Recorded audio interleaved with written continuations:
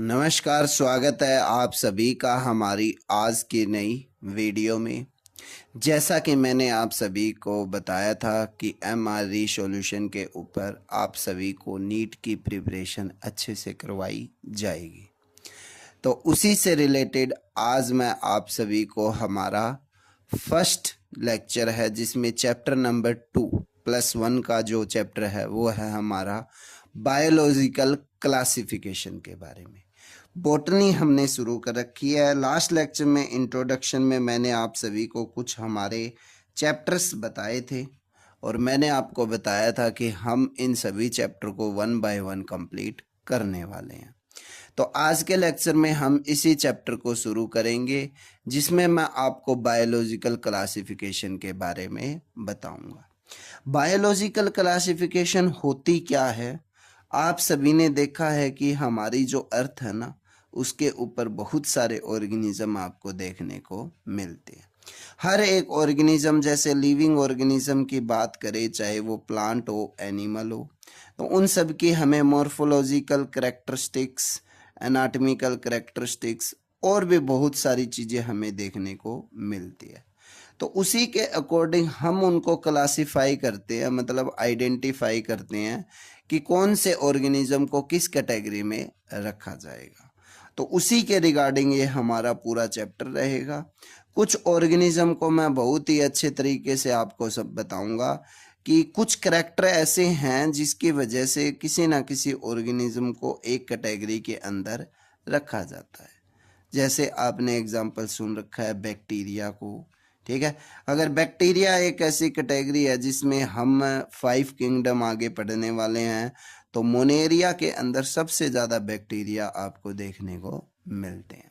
तो एक ऐसी कैटेगरी जिसमें कुछ ऑर्गेनिज्म को रखा जाता है, तो एक पूरी क्लासिफिकेशन बनती है सर। तो इसी क्लासिफिकेशन को हम बोलते हैं जी बायोलॉजिकल क्लासिफिकेशन। तो अब हम शुरू करते हैं इसके बारे में कि सबसे पहले क्या है बायोलॉजिकल जो क्लासिफिकेशन है ना, वो किसके द्वारा प्रपोज्ड की गई थी। एरिस्टोटल नाम के एक साइंटिस्ट थे।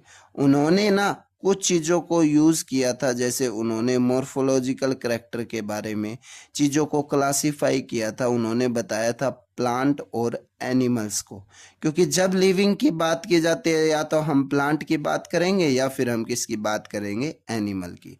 उसके बाद एक साइंटिस्ट और आए जिनका नाम था लिनियस। उन्होंने इनिशियली सेपरेट कर दिया सर प्लांट और एनिमल को 2 किंगडम के अंदर।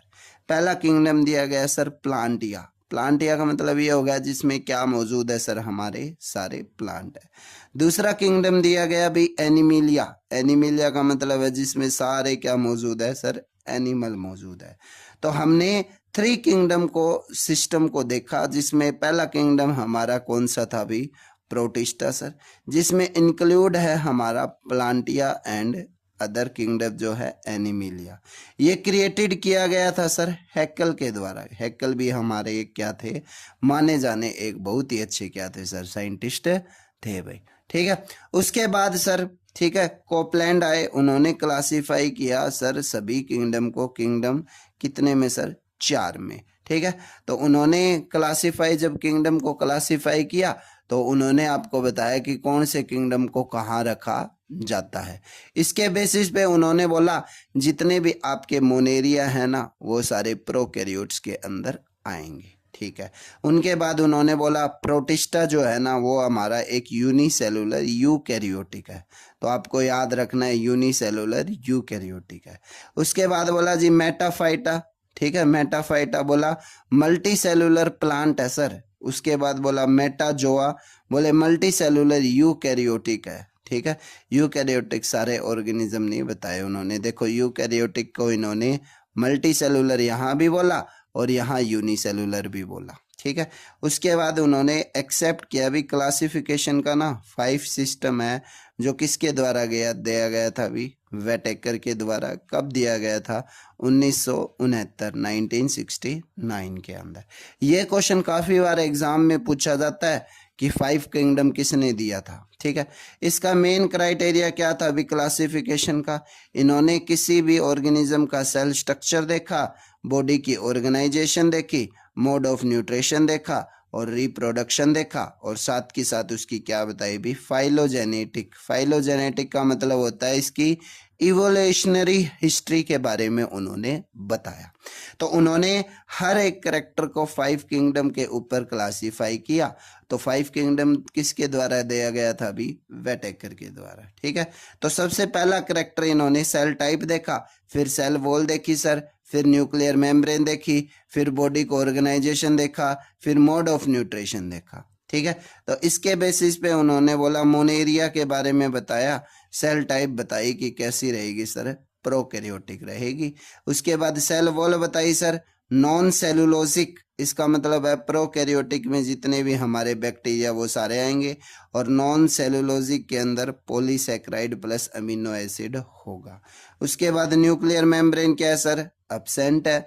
उसके बाद बॉडी ऑर्गेनाइजेशन कैसी है सर इसकी, सेलुलर है। इसके बाद मोड ऑफ न्यूट्रिशन क्या जी, ऑटोट्रोफिक हो गया, जिसे आप कीमोसिंथेटिक बोलेंगे और फोटोसिंथेटिक बोलेंगे और हेट्रोट्रोफिक बोलेंगे। इसमें मैं आपको बता सकता हूं कि सैप्रोफिटिक क्या है और पैरासिटिक क्या है। सैप्रोफिटिक कौन से हैं, जो डेड ऑर्गेनिज्म के ऊपर डिपेंड होते हैं। पैरासिटिक कौन से होते हैं, जो किसी भी लिविंग ऑर्गेनिज्म के ऊपर क्या होते हैं सर, डिपेंड होते हैं। तो ये हमारा मोनेरा था। मोनेरा का मतलब सारे क्या थे सर, इसमें बैक्टीरिया थे। ठीक है, आगे हम पढ़ने वाले हैं कि किंगडम मोनेरिया क्या होता है, उसके बाद हम हमारे आगे वाले लेक्चर में इसको कवर अप करेंगे। फिर उन्होंने किसके बारे में बताया सर, प्रोटिस्टा के बारे में। यूकैरियोटिक बोले सेल टाइप है, और सेल वॉल बोले present in some, nuclear membrane present, body organization cellular बता दिया, मोड ऑफ न्यूट्रिशन ऑटोट्रोफिक और हेट्रोट्रोफिक दोनों बता दिए। फिर फंगी आ गई सर, तीसरा किंगडम। तो यूकैरियोटिक बोला, सेल वॉल बोले काइटिन के साथ मौजूद है। ठीक है, न्यूक्लियर मेम्ब्रेन बोले प्रेजेंट है, बॉडी ऑर्गेनाइजेशन बोले मल्टी सेलुलर है और लोज टिश्यू है। हेट्रोट्रोफिक बताया, सेप्रोफिटिक और पैरासिटिक। फिर आ गया सर प्लांटिया, प्लांट आ गए यूकैरियोटिक के अंदर। तो सेलुलोज से बनी होती है जी, प्रेजेंट होता है जी न्यूक्लियर मेम्ब्रेन, बॉडी ऑर्गेनाइजेशन या तो टिश्यू है या ऑर्गन है। फिर बोले जी मोड ऑफ न्यूट्रिशन क्या है, बोले ऑटोट्रोफिक है, फोटोसिंथेटिक बता दिया। उसके बाद आ गया सर एनिमिलिया, बोले यूकैरियोटिक लगा लो। ठीक है, अभी सेल टाइप क्या है और एब्सेंट रहेगी सेल वॉल सर, और न्यूक्लियर मेम्ब्रेन प्रेजेंट रहेगी, या फिर कोई टिश्यू होगा बॉडी ऑर्गेनाइजेशन में, या ऑर्गन हो गया या ऑर्गन सिस्टम हो गया। मोड ऑफ न्यूट्रिशन में हेट्रोट्रोफिक हो गया सर, होलोजोइक और सेप्रोफिटिक। तो ये सारे क्या रहेंगे सर, मौजूद रहेंगे। तो ये 5 किंगडम भाई एक सिंपल सा ओवरव्यू था जो किसने बताया, वेटेकर ने। अब 1 बाय 1 आगे आने वाले लेक्चर में हम हमारा सिस्टम किंगडम जो है सिस्टम, उसके बारे में शुरू करेंगे। पहला किंगडम पढ़ेंगे मोनेरिया क्या है। तो आज का लेक्चर इतना ही। आई होप कि आज का जो चैप्टर नंबर हमारा 2 है, बायोलॉजिकल क्लासिफिकेशन, इसका एक डिस्कवरी पार्ट आप सभी को अच्छे से समझ में आ गया होगा। तो जल्द मिलेंगे एक और नई वीडियो में, जहां हम किंगडम मोनेरिया को शुरू करेंगे। आप सभी का बहुत बहुत धन्यवाद हमारी आज की वीडियो के लिए। Thank you so much.